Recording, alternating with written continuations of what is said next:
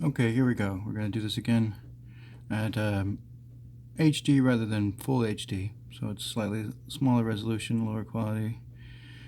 Hopefully it'll reduce my file size from 1.56 gigs.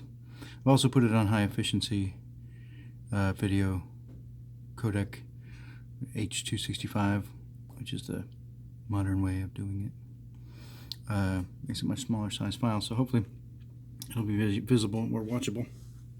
Alright, so 30 seconds have gone by, but I was going to start. Now I'm going to start.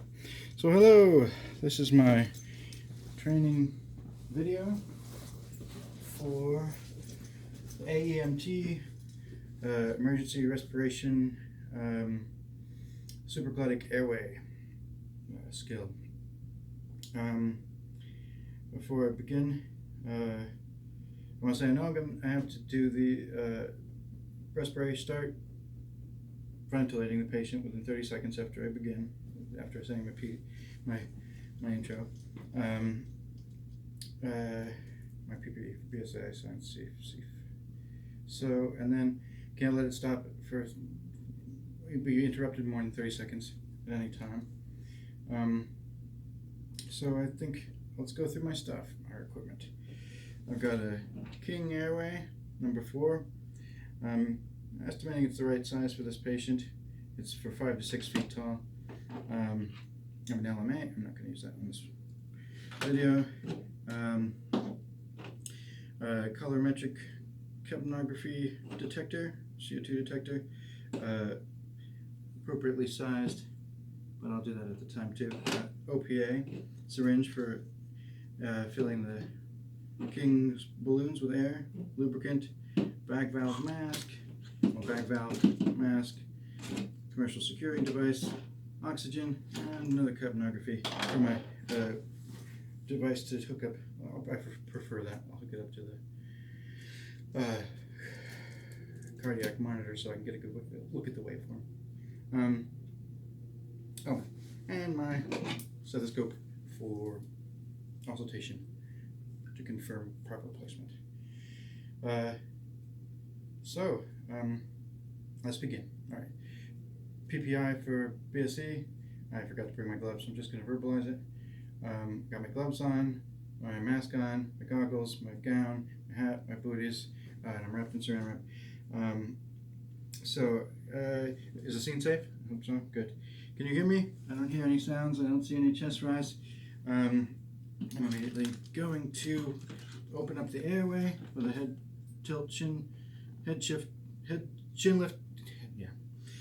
And I'm going to insert an OPA properly sized. Yeah, looks like the right size. I'm going to go in sideways. You can go in upside down. I don't want to damage the soft palate, so go sideways and place it. That looks good. And I'll immediately start with the bag valve mask. Make sure the airway's still open. Yeah, I've got chest rise. I'm going to ventilate 5 to 6 times per minute, every 5 to 6 seconds for 10 to 12 times per minute. One of these lungs works a lot better than the other one. I think this guy might have some trouble, maybe a pneumothorax. Of course, he doesn't have a thorax, so probably not. Instead of hyperventilating, now I'm hypoventilating. All right, so at this point, the examiner is going to tell me that the patient is saturating at 85%. So I'm going to say, oh no, let's go up to breathing again. I better give him some oxygen. So I'm going to, after the next breath, hook up oxygen to my BVM. I'm going to hook up the oxygen and supply 10 to 15, but I'll put it on 15 liters per minute. Yes. And there we go. So that chest rise, so that's good. I'll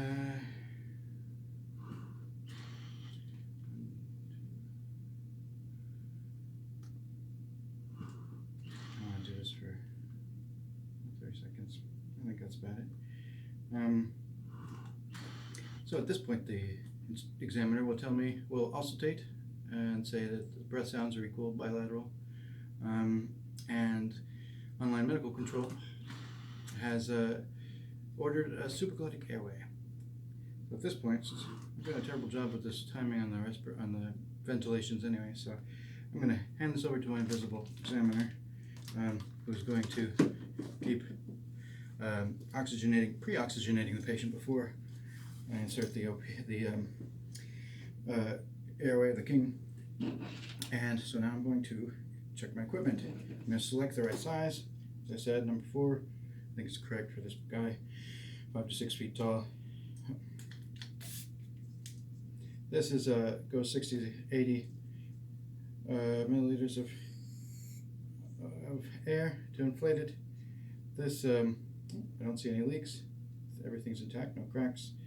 The syringe only goes to 60, but well, if you take it to the very edge, I think you can get 70 in there, maybe 65. So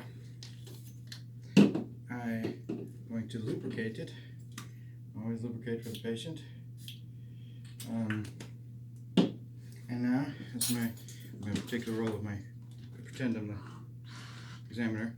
So the examiner's ventilating every 5 to 6 seconds. And I'm going to say, examiner, I'm going to ask you to remove the bag valve mask and pull out the OPA whenever you're ready. So after the next ventilation, you may feel free to do so. Okay. The patient is pre-oxygenated.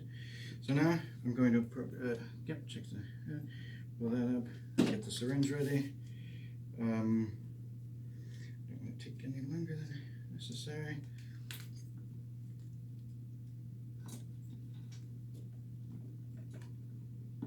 I'm going to do a tongue lift to lift the tongue and the jaw up to make this slide in really nice. And I'm going to make sure it goes into the proper depth. And then I'm going to inflate the bulbs, and it should, yep, I saw it kind of kick up a little bit as it got into place. Now I'm going to continue respirating. Oh yeah, we got a good one there. That's a good seal. Much better than a bag valve. I mean, wow. Very, obviously, ooh, cool. 5 to 6 seconds. Looking for adequate chest rise. Don't want to overinflate or hyperventilate. Oh, and I removed the syringe. Immediately after inflating the bulbs. That's part of the thing. Now I'm going to have my partner take over again, so I can get the capnography and attach it. Oh, I'll just do it.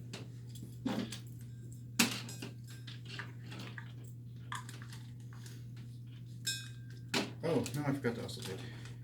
Alright, so that'll hook up in a minute. I'm going to have my partner continue to breathe for my patient and make sure the airway stays secure, doesn't move around, doesn't get dislodged or changed. And then while my partner is ventilating, I'm going to listen to all 4 quadrants of the lungs. I'm getting good breath sounds, somewhat bilateral, a little more on the right side, but I don't think that's I think it's the patient. And I'm going to listen over the epigastrum, should be right here below the sternum. See if I can hear any sound of air, and I'm hyperventilating the patient again, or my partner was.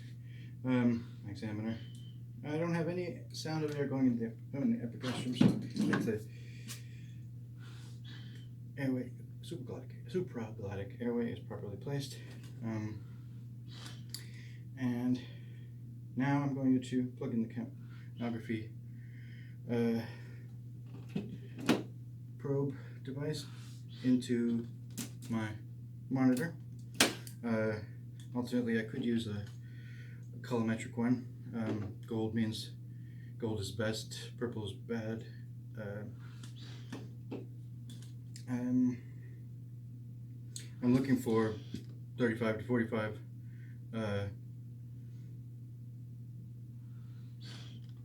of the milliliter. Milliliters per deciliter? No. 35 to 45 millimeters of mercury. Of the CO2. So hopefully we get that. That's good. That'll confirm that I've got it placed right and it's working. And as long as we have proper chest rise, if the examiner asks me, well, how do you know you've got proper aeration of the or ventilation with each adequate volume with each ventilation? So look for chest rise. Oh, I might run the patient again. I'm going to have my imaginary partner take over again while I use the commercial securing device to get this secure.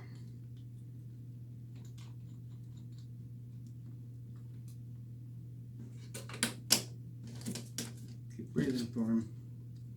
You're my imaginary partner. I can't do this without you. Unless I do it in less than 30 seconds, and maybe I could get away with it. All right. Yep. We got it.